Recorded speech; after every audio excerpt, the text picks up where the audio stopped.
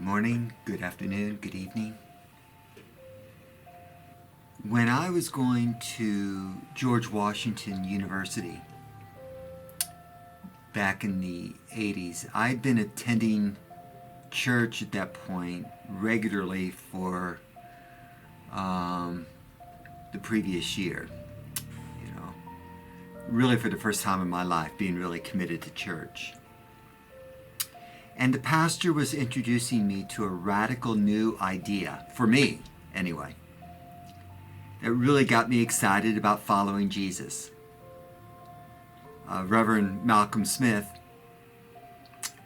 reintroduced to me what discipleship was all about in a wonderful new way.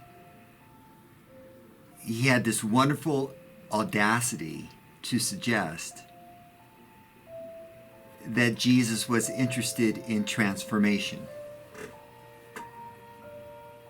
in helping people see God more clearly and allowing God to live in and through them. Up till then, a lot of my experience of Jesus was of one who really wanted me to believe the right things. And by really wanted, I mean would send me to hellfire if I didn't believe the right things. The Jesus I knew wanted his people to wear the right t-shirts, listen to the right music, go to the right church, throw stones at the right sinners, and most importantly, in some ways, living in the D.C. area, vote for the right candidate. This last one I internalized way before I was ever of voting age. And then Reverend Malcolm Smith came into my life. It's been there ever since in my heart. And I finally realized that healing and justice were in fact the things that Jesus was actually all about. And so I was bewildered when I was hearing all of this. I was bewildered by the fact that why haven't people been talking about this Jesus the whole time? This confusion in some ways turned to anger as I slowly realized the truth that so many churches and Christians around me hadn't been talking about Jesus after all. They've been talking about power and how they wanted to hold on to it. In the 1970s, as women and people of color began demanding that white men in the U.S.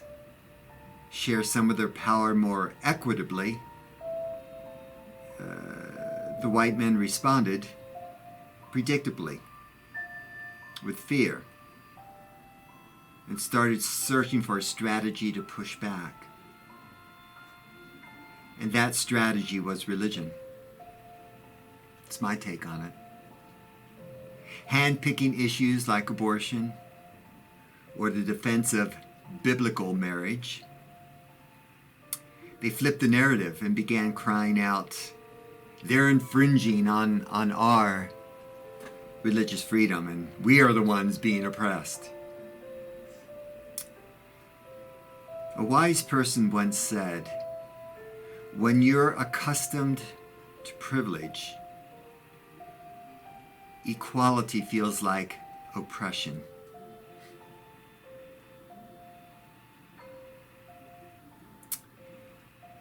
Of course, the story worked perfectly. The religious right was born. Their concern, I don't think, never really was about morality.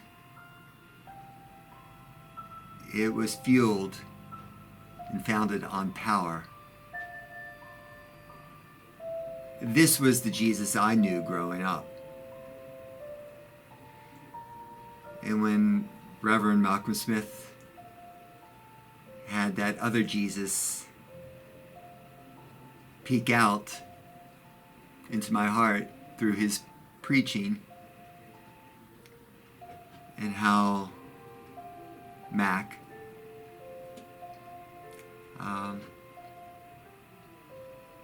permitted Jesus to live in his life, I was thrilled and excited and befuddled all at the same time, wondering, Jesus, where had you been all of my life? Who are you? And thus began an amazing journey that I still continue this day, because I saw my Lord really for the first time in an amazing way in Reverend Malcolm Smith, Mac's life and teachings. You know, I've seen a few signs out in yards lately saying Jesus 2020, you know, like an election sign, yard sign. And I wonder, in seeing those signs, which Jesus they're talking about.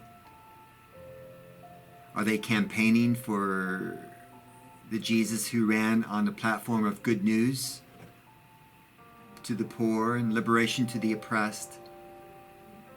The platform that proved so unpopular that it culminated in Jesus' execution? Or are they campaigning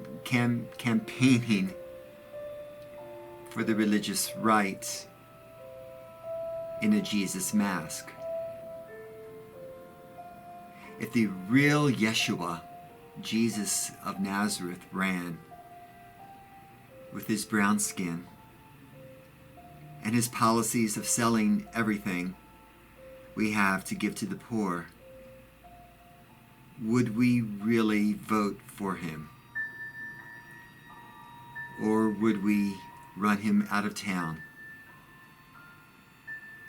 as a communist?